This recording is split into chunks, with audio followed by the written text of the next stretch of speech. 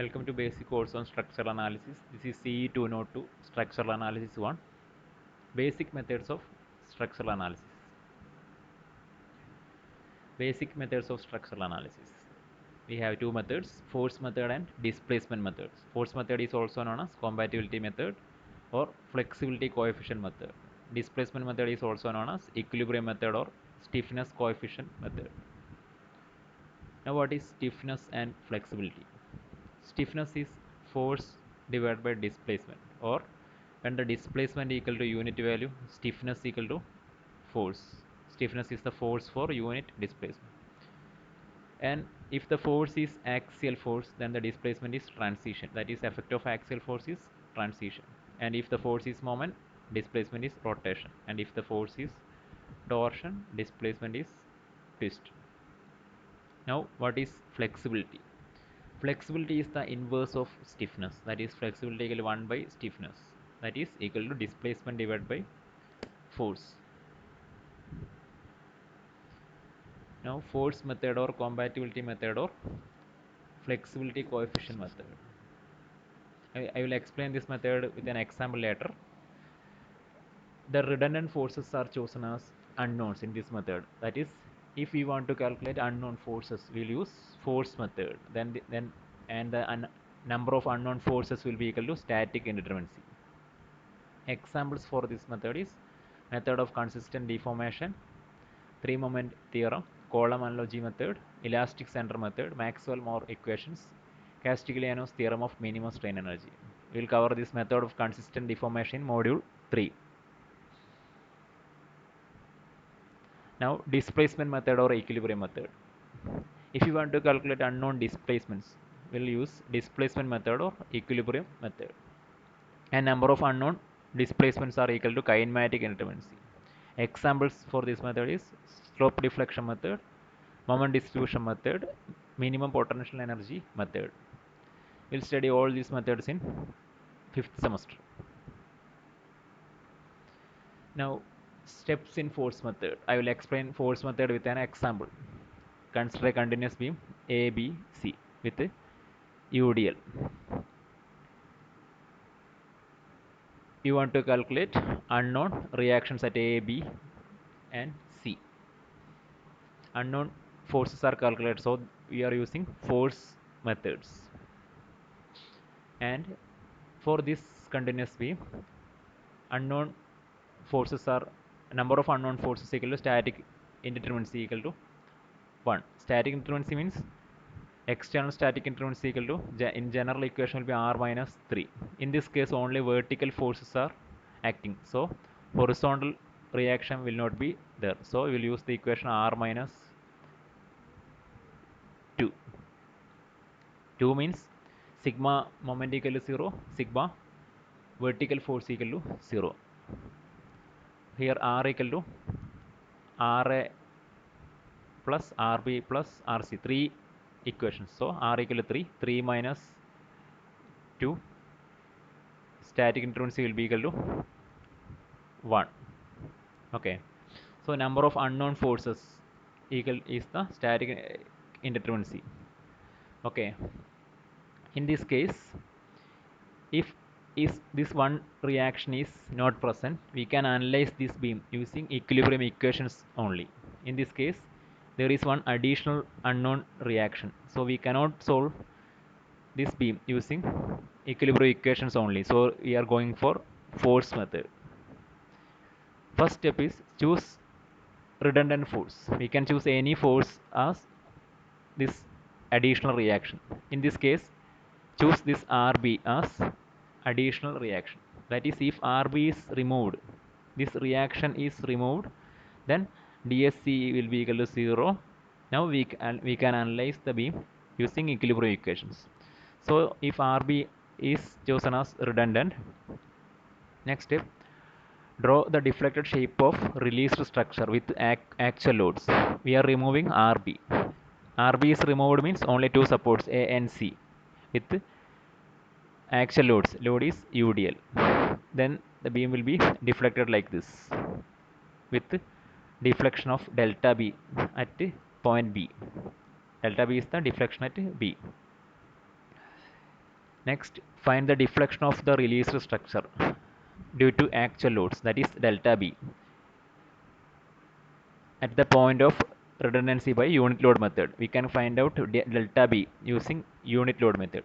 Unit load method means we will apply unit load at 1 at B, unit load 1 at B. Then using the relation integral integral m small m dx by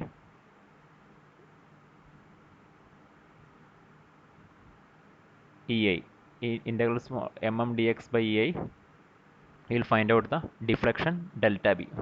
Then we will get delta B equal to minus 5 WL raised to 4 by 384 EI. This negative sign is because this deflection is downward. Consider the downward deflection as negative, so we will use negative sign. Okay. Now draw the deflected shape of the released structure due to redundant force applied as load. Now we are removing all the applied loads. We'll apply the redundant load. Means redundant means this RB. We'll apply this RB as an external load.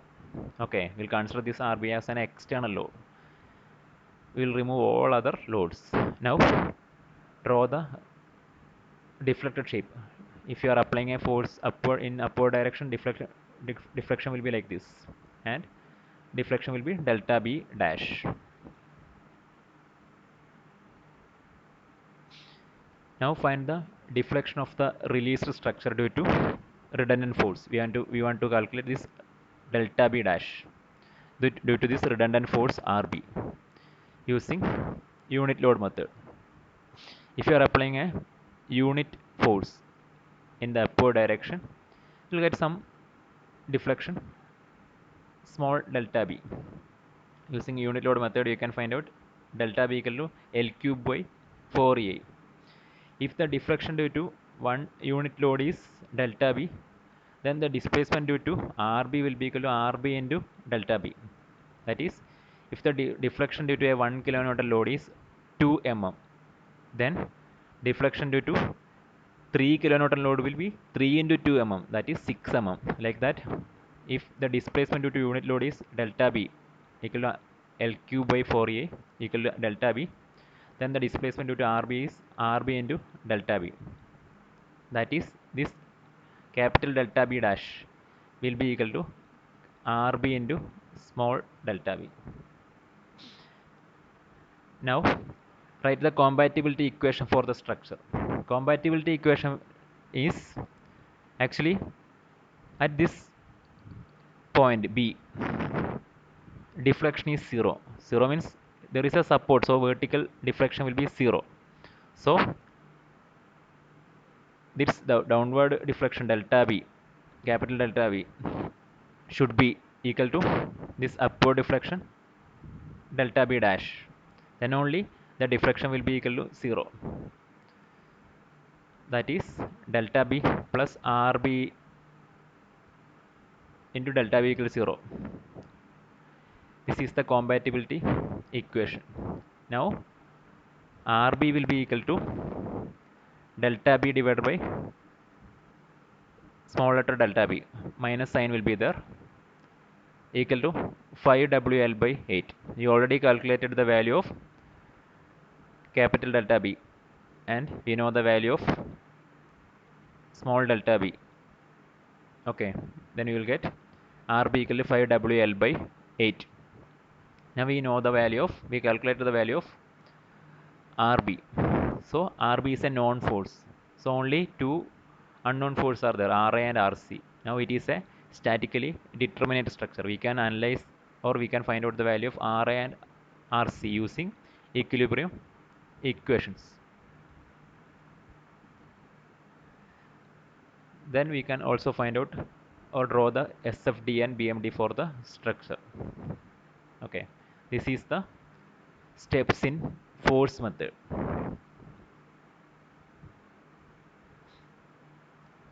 Now steps in displacement method. I will explain this with an example. Displacement method means when the displacements are unknown, so you will use displacement method. consider a propped cantilever AB. Propped cantilever means the end B is propped with UDL W kilonewton per meter and length L. In this case, if you want to calculate the slope theta B for this beam, if the load is applied, it will deflect like this. Then there will be rotation at this end B. At A, rotation will be 0. Fixed end is, for fixed end, rotation will be 0. At B, roller support is there, so rotation will be there. We want to calculate this rotation theta B or slope theta B. So unknown displacements are calculated. We'll use displacement method. First, we want to calculate the number of unknown displacements or kinematic indeterminacy or degree of freedom. For this structure, degree of freedom will be 1. We'll consider support A and B. Support A is fixed. Support A fixed means displacement is 0, rotation is 0.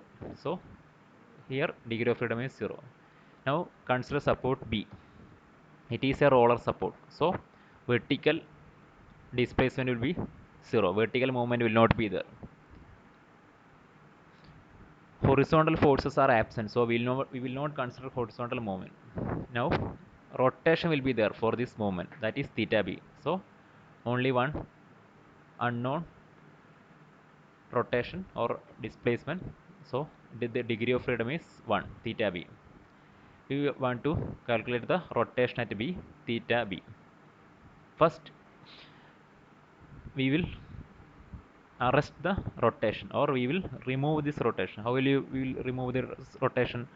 We'll draw the restrained structure or kinematically indeterminate structure. Kinematically indeterminate means kinematically indeterminate structure is obtained by restraining all the displacements. You want to kinematically we want to draw the kinematically determinate structure. All displacement components made 0 or for a restrained structure all displacement components are made 0. In this case this is actually determinate. Okay, so we'll fix this support B. Support B is fixed means support B is restrained. Support A is already restrained. Now we are restraining support B. Support B restrained means now there is no movement or no degree of freedom at B.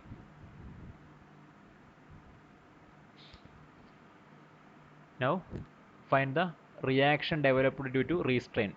We already restrained support B.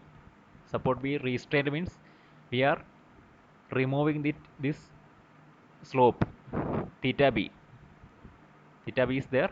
Here now the support is restrained or we are applying an additional moment MB to remove this rotation.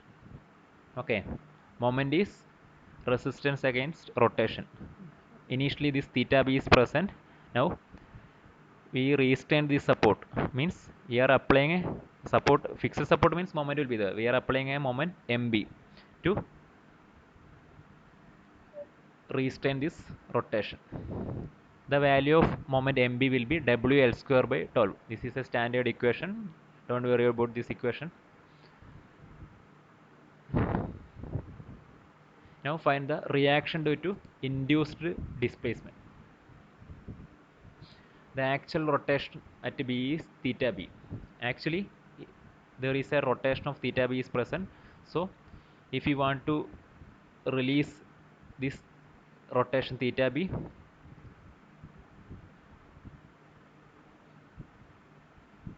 if you want to induce a rotation theta B, what you want to do? We should apply a moment MB. If you are applying a moment MB, you'll get a rotation theta B. Okay. To induce a rotation theta B at B, it is required to apply moment MB. Effect of moment will be rotation. So If you want to get a rotation theta b, we want to apply a moment mb, and the value of mb will be 4a by l into theta b. This is also a standard equation. No need to derive this equation now. Now write the joint equilibrium equation. Joint equilibrium equation means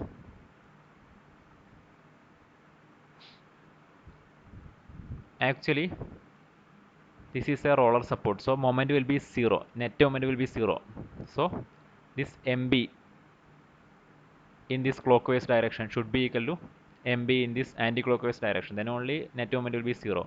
So this wl square by 12 equal to 4a by l into theta b. This is the joint equilibrium equation, and from this relation theta b will be equal to wlq by 48 ei. So we find out the unknown slope theta b. This is displacement method for you.